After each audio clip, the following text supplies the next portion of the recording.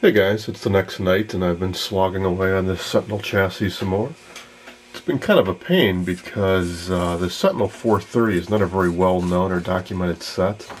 The best schematic I could get from Sam's PhotoFax service, which is a service that provides schematics for just about everything that was ever made, doesn't have this model. What they have is Sentinel models 420, 423, 424, but no 430. This is when I asked them, this is what they recommended as the closest thing that they could have. And there are some discrepancies. For example, this capacitor is not mentioned in the schematics, so I've been kind of having to reverse engineer some of this myself. And what I think this is that it's tied to both a vertical output transformer and through an RC network. It eventually ties back to the actual video signal. And I think it's there to suppress the vertical retrace lines. If you've seen some of my other videos, I think you can see them. They're kind of a faint zigzag line that appears across the picture, especially when you have the contrast turned up really high. That might have been original, but could also be a sort of an aftermarket mod, because I've seen that published in some hobbyist magazines back in the 50s for technicians to retrofit sets to add this in to block that trace.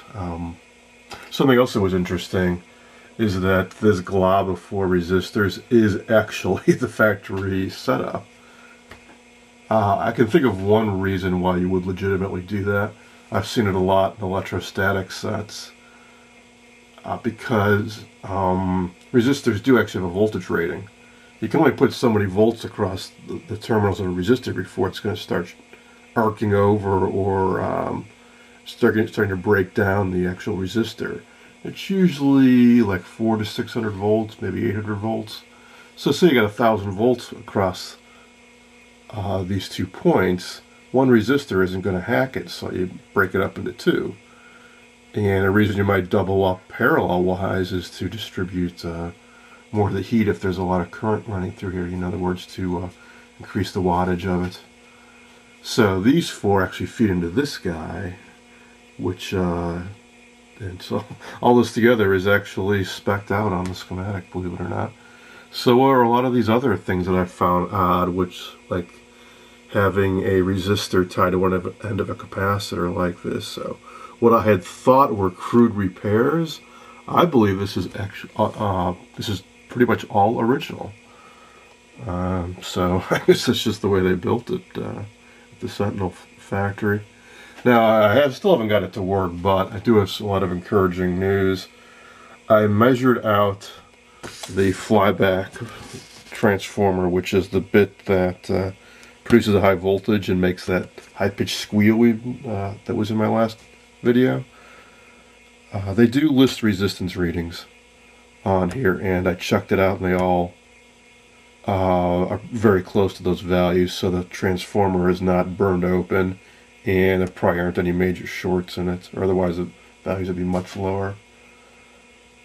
I did power it up a couple more times and I observed this more closely, and this tube that drives this flyback is really getting overdriven. It's glowing pretty bright. It's kicking out a lot of heat.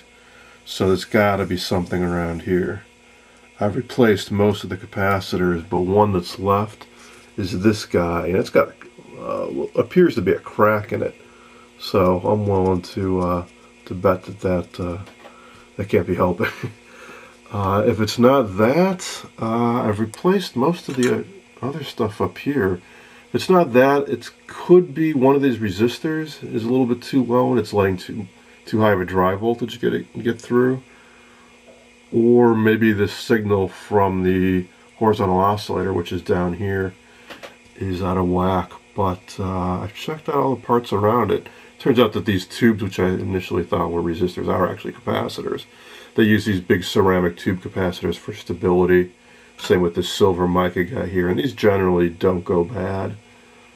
So I'm going to replace a few more of these capacitors down in here, and then try to power this set up again and keep my fingers crossed. Okay, I replaced that capacitor and a couple resistors I found out of tolerance.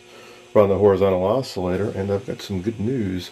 I have the set powered up. It's been on about 10 minutes. You don't hear that high-pitched squealing anymore. And I got my high voltage probe out. And I don't know if you can hear that sound as I put this in, but I got 12,000 volts. So, alright. Now, there's no picture. There could be a number of things. One, there could be something wrong with this test picture tube. Two, there are a number of signals that come in the back, and although the filament is glowing, the brightness and the contrast, which are these two big controls here, might be so out of whack that this picture tube is just, it's blocking all the electron emissions. So what I think I'll do, although it's kind of a pain, is I'm going to temporarily reinstall the full-size picture tube and see what happens. Now, while I was doing this, I discovered one really, really bad thing. This small tube up in front there, this 9-pin guy, according to the schematic and the tube placement diagram inside the TV, that should be a 12AU7. Well, this has a 12AX7. And all the surrounding circuitry is markedly different than what I've got in the schematic. And that's a fairly important section there, because that picks off the video signal and separates out the synchronizing signals for the horizontal and the vertical. I also found a resistor that was only soldered on one end, and I don't know where the other end is supposed to go because it doesn't match the schematic at all. So I think what I'm going to have to do is put the original tube back in, or the 12AU7 in there, and rewire it following the schematic and patch it back together as best I can. So even if this picture tube, even if I put the other picture tube back in and it lights up, I can't imagine the picture's going to be synchronized at all. But, I'm going to try it anyways because I want to... Ooh, hey! Catch that. Camera down. When I turn the set off, I got a nice bright flash on the screen for a second. And there it goes again. So it must be this brightness and the contrast of the video signal, or the bias is so far off that it's cutting off the emission to the face of the picture tube. Yeah, I'm going to put that other picture tube in and see how it works. Hey, more good news. I decided not to install that full-size picture tube until I did a couple more tests, because it's a real pain to lug around. So what I did is I hooked up an antenna, and like I said in I think my previous video about how hooking up a signal can help the set to work versus having it just run off the free running oscillator. So anyways, I hooked up an antenna on the speaker, so got sound and a picture of sorts. Like I said, because of that tube being all whacked out, I'm not surprised that it's not really synchronizing very well to anything. But certainly progress, and that's the important thing. Did you get a chance to see her last night on David Letterman? Sounds really good too.